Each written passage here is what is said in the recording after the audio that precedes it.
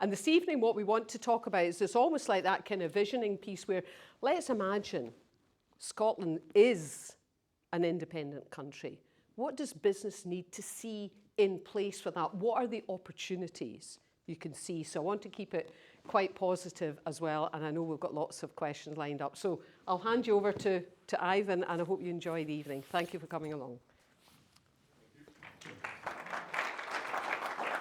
Thanks very much, Michelle, and yeah, it's great to be here and really looking forward to the discussion this evening. Martyn is videoing me, so I need to be on my best behaviour, and I'm going to talk for a bit of time, not too long, about my background, how I got here to be involved in as a government minister, and what led me to the decisions I took along the way, my background in business, a bit about Scotland's strengths and the reasons why Scotland's got what it takes to be an independent country, a wee bit about the things we need to deal with in that transition, and then a bit about the opportunities that are there, the things that we will have control of as an independent country that we don't have control of today, and how we might choose to use those new powers.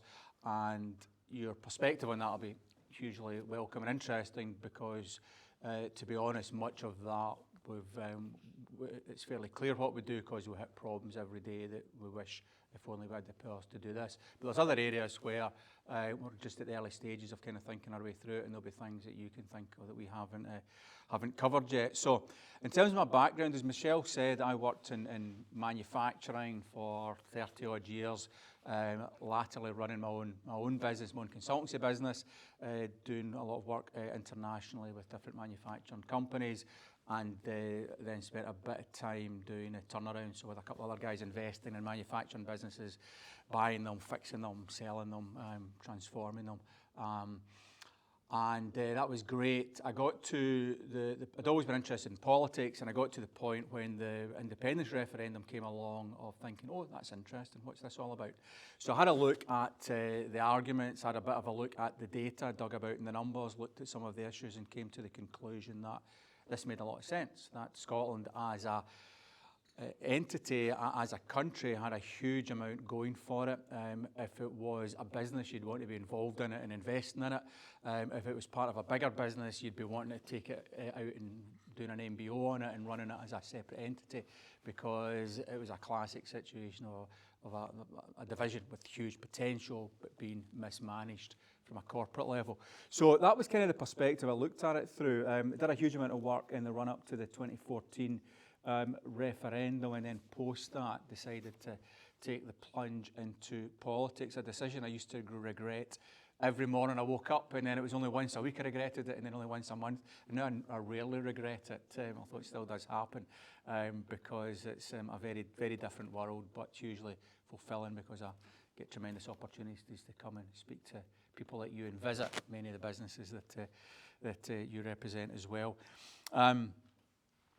So what was it that led me to believe that Scotland had what it takes to be a strong, vibrant, independent country and a successful one? It's quite interesting if you look at countries of Scotland's size, and there's a lot of analytical work being done on this. In the 21st century, what's important as a country is being agile, being responsive, being well connected, having particular niches in the global markets that you can excel in. And the data shows that countries of Scotland's size, and we're not small, a country smaller than us, almost half of the countries in the European Union are smaller than Scotland. But kind of medium-sized countries like Scotland do well because of that. Their growth rates over the last 25 years have been 0.7% per year higher than equivalent large countries like the UK, Germany, Italy, France, Spain, and so on, precisely because they're able to exploit those opportunities, and that works. The Scandinavian countries, Switzerland, Austria, and so on, have been able to do just that, and further afield it happens as well. If you look at any geography, quite likely the most successful country is going to be one of the smaller countries in economic terms. So that's the kind of backdrop of why Scotland has that potential. And if you look at your neighbours, the Scandinavian countries, there's a huge amount of data that shows the performance they've delivered, and it's so much better than the UK, and Scotland is part of the UK. So that's always a really important aspect to consider, what stops us being like those other countries. Particularly when you look at the strengths that Scotland has in terms of our strong sectors, and I'm going to talk a bit about that. The natural assets we have, 25% of Europe's offshore wind, for example, and many others. Natural assets as well that we're very well aware of. Our human resources, we've got the population in Europe with the highest percentage of the population educated to tertiary level, which is something that we don't talk enough about. But and we've got more top universities per head of the population than any other country in the world. So on the skills and the human talent level, we perform extremely well. Yet despite all of that, all of those assets and advantages, we don't perform as well as comparable countries that have got far less than that. So in terms of those sectors, I just want to talk a wee bit about some of those and explain Scotland's advantages or what we've managed to deliver so far and why we're well set up to succeed as an independent country. Some of these are well known, some of these may be represented in the room, others are less so, but becoming more well known over time. Clearly the long-standing sectors like food and drink, very well known. Whisky exports are a very significant percentage of UK's total food and drink exports. Salmon, what the Norwegians tell me that we've got the best waters in the world for salmon farming, and they should know a thing or two about that. But not just the traditional food sector. If you look at the innovation in food, it's quite remarkable. You may be aware of the James Hutton Institute, a business called IGS, which is the world leader in vertical farming. They've figured out how to get the energy efficiency and the light wavelength inside the vertical farming towers, and they're exporting that technology all over the world. And there's a whole range of other things in food and drink innovation where Scotland is genuinely leading the world. And tourism, another mainstay of the economy traditionally. Scotland's potential there is significant when you look at the attractions we have, when you look at the events campus, and the golf sector, again, something where we're leading and well recognised, and is a big attractor in the tourism sector, and a sector that's had its troubles in the last couple of years, but has really turned the corner and performing a lot better now with demand coming back strongly. Our long-standing financial services sector, but very importantly, the transition to the fintech sector on the back of that, alongside our very strongly performing digital sector. So the fintech cluster in Edinburgh and beyond is got to EU cluster status, one of the very few that's got that recognised as a European centre for fintech. Edinburgh University in particular, but much else besides, world leading in terms of the School of Informatics, Robotics, AI, Cyber Technology and so on. Really world leading position that Scotland holds there. The Mark Logan report that came out recently talked about Scotland's position as a tech cluster compared to the leading clusters in Boston, Silicon Valley and elsewhere, and identified that there were very few other clusters in the world that had the potential to develop and secure a world-leading position the way that Scotland had behind obviously Silicon Valley and Boston. So very well positioned in terms of the opportunities that are there. The life science sector, and that was something that I worked very closely with through the COVID experience. And we did a lot of work to understand what different contributions Scottish businesses were making to the response against COVID in terms of vaccine development, the vaccine supply chain, testing, treatments, cures, and other work round about vaccines, round about COVID. A quite significant amount of Scottish businesses were absolutely core because of the technology they developed to that global response. Recently had the investment from Valneva manufacturing vaccines in Livingston, which is hugely welcome and really embeds that technology. In some other aspects, Dundee University, top university in the world. Dundee's number 1, MIT's number 2 in terms of drug discovery. The work at Glasgow University in the precision medicine sector, there again, world leading, recognised by the UK government. That's where they chose to put their investment for precision medicine, for the Living Lab hub there, and a real cluster of excellent businesses there. And the Medicines Manufacture Innovation Centre, again, UK government choosing to invest in Shannon to set that entity up because of its the world the recognition of the excellence that's there. A lot of those are well known. Space sector is one that isn't well known, and it's fascinating. Glasgow manufactures more satellites than anywhere outside of California. Small nanosatellites, which is a remarkable statistic. We're going to have Europe's first spaceport in Scotland. Shetland and Sutherland are both vying with each other to be first, and we've got Prestwick and the Western Isles coming up behind them. And we've now got 2 rocket manufacturers in Scotland, Orbex and Skyrora. But more importantly, the downstream data analytics, which frankly allows you to see pretty much anything from space, is extremely well embedded, again building on the strength of Scotland's data and technology sectors, and that's where the real value is in space. It's in the data, and Scotland's extremely well positioned there. And then some more esoteric stuff. You maybe heard of quantum and photonics.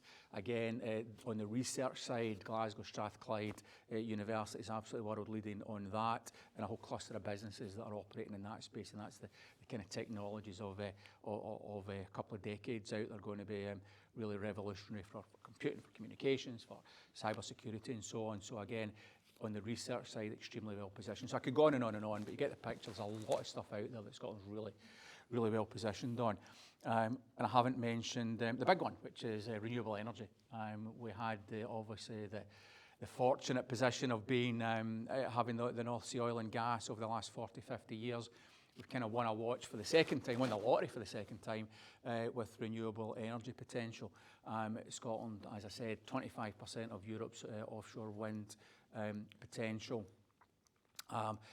And the technological development to support that coming on apace, and not just offshore wind, particularly floating offshore wind, but also the technologies around about marine, so tidal and wave technologies, where again Scottish businesses, world-leading technology, exporting that globally.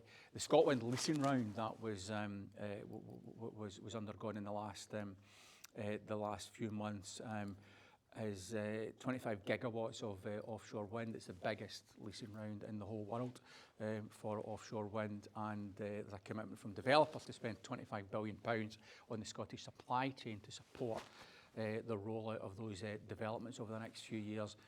We're determined this time to not miss the boat like we did with fixed bottom offshore wind when Denmark largely cleaned up in terms of the manufacturing side, and we're really focused on winning that this time. So right across all of that, Scotland in a hugely strong place. And a few other quick data points on that. In terms of the economy, unemployment in Scotland continues to be significantly lower than the rest of the UK. It causes problems in terms of the tight labour market, but it's an indicator of economic strength. On FDI, foreign direct investment, Scotland continues to be 7 years in a row now the best performing part of the UK outside of London. And we're growing the gap between us and the other parts of the UK. On exports, as we bounce back from COVID, and despite Brexit, Scotland's exports growing at twice the rate of the rest of the UK. And we've closed the productivity gap, which was long-standing with the rest of the UK, which obviously is heavily driven in the UK context by London. We've closed that gap with the rest of the UK from 10 points right down to 0 over the last number of years. So not just got that strength across a whole range of sectors, but have got real deliverables that we've performed over the last few years. Some of the things we're going to have to deal with as we go through the transition, it's worth touching on briefly. Currency is the one that gets talked about a lot in 2014. And just to kind of bit clarity on where we are, the position on that's pretty straightforward. We recognise that a Scottish currency is what makes sense as we go forward. There will be an initial transition period where we'll continue to use sterling. The movement to a Scottish currency will take place when economic indicators show that that's the right thing to do. And more importantly, the people and businesses of Scotland feel comfortable that that's the right decision to make. So effectively on day one of independence, we continue to use sterling. We'll set up the central bank at that point, and then that will transition to increase its role and function as we move towards setting up the independent Scottish currency. And there's absolutely nothing that stops us doing that, and it gives stability and certainty to people in that immediate term. One of the factors that's relevant in this regard is Scotland's balance of payments, so the difference between what we export and what we import. Scotland consistently showing a positive balance of payments. We export more than we import. A lot of that driven by food and drink and energy exports, but other sectors as well. The UK, by contrast, consistently running a balance of payments deficit, importing more than it exports. So from a foreign currency accumulation perspective and the ability to support an independent currency, that clearly puts us in a useful and a strong place. And the other thing worth talking through is on debt and deficit. So every year, as you know, we publish the GERS, what we call the GERS numbers, that look at Scotland's public sector finances and some notional calculations based on apportioning UK costs. Now, if you look back over the last number of years, there's been years when Scotland has outperformed the UK, and there's been years when those numbers have shown us performing less well than the UK, and on balance, it kind of comes out about the same. The important point, of course, to recognise is that's based on apportioning costs that are incurred at UK level across Scotland on a notional basis.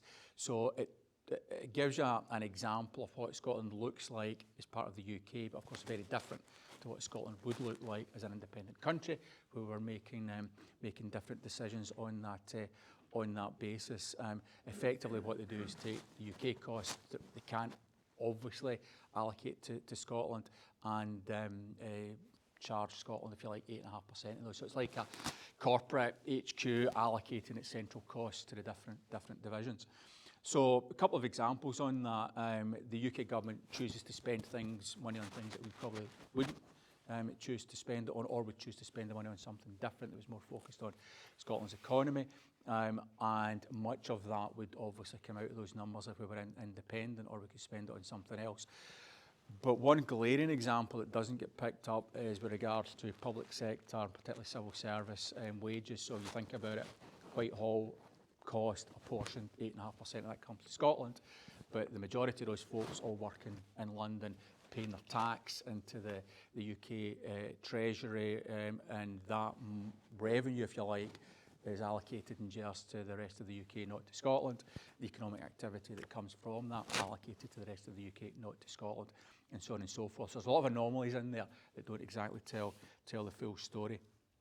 So those, I think, are worth covering off because they're obviously issues that people want to talk about. I want to now talk a wee bit about some of those opportunities, that areas where we will have power once we're independent, and talk a wee bit about what we could do with those, and other areas where, as I said, I think there's a bit of thinking to be done, opportunities for things that we could explore a bit further in terms of what those new powers would allow us to do. And there's 6 areas I just want to cover off. First one's around about immigration. Clearly the biggest issue I get from businesses until the last couple of months, when the cost of living crisis has really been a huge issue and a huge concern. But the biggest issue for the last couple of years has been shortage of labour. Every business in every sector is suffering from that. We don't have the benefit anymore, obviously, of freedom of movement from Eastern Europe, which was very helpful for a time.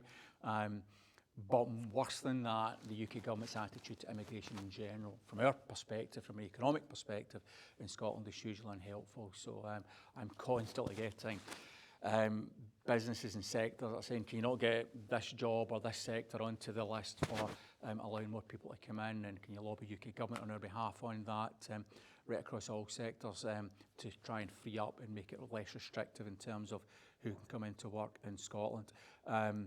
And the UK government's attitude to that, of course, is very difficult and very unhelpful. They are very ideological when it comes to immigration, and it's something that, as I say, is making the Scotland's labour shortage position much worse than it needs to be. So clearly that's one area where we would have the ability to have a much more helpful immigration policy focused on Scotland's businesses' needs once we were independent.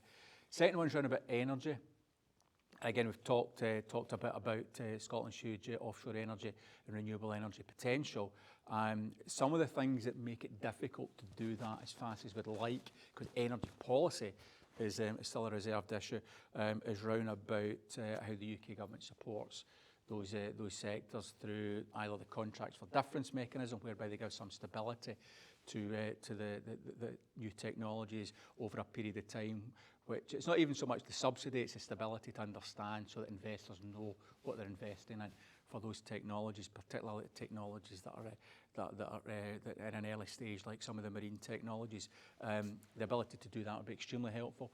Feed-in charges, we've got this very bizarre situation where the further you are away from population centres, meaning London and the South East, the more you have to pay to connect your electricity generation into the UK national grid. So where we have the bulk of renewable generation in the north and east of Scotland, they pay significantly more to feed that into the grid than they would if they were in the south of England. All that does is disinhibits investment and makes it more expensive for us to accelerate the rollout of that renewable energy potential. So again, something we would have control of where we're independent. Third one is round about investment. Two parts to that. Investment obviously is the biggest driver of the UK and Scotland's productivity gaps. Scotland had caught up with the rest of the UK, but compared to other countries, the UK has been lagging, largely driven by a lack of investment. The ability for Scottish Government to borrow on the markets and invest strategically is something we'd be able to do, which we don't have at the moment. The Scottish Government's borrowing powers at the moment are extremely limited and really just designed to get us from one year to the next, not to do longer term strategic investments, but also control over corporate tax and the ability to have targeted reliefs to encourage business investment in R&D is something we would also gain in that whole corporate taxation position in general would be something that would be devolved. Company law is something else that's reserved at the moment, so the ability to decide on how we regulate, control, manage and the legal framework round about setting up, running a business and everything that goes with that is something we would have control of. And again, that's an area where I think it'd be interesting to get a reflection on if we had that power, what would we do with it? What are the things that are frustrating from a business point of view when it comes to company law that we'd be able to do something with? The next one's around about international trade and foreign relations, which clearly we would have control over as an independent country. Clearly our aspiration is to be, and our plan is to be a full member of the EU, and we're very well placed to do that because of course we comply already with all of the, at the point of Brexit, all of the EU acquis, the rules and regulations in the EU, and the Scottish Parliament has worked to try and keep up keep pace with European regulations as they change to make that accession process easier.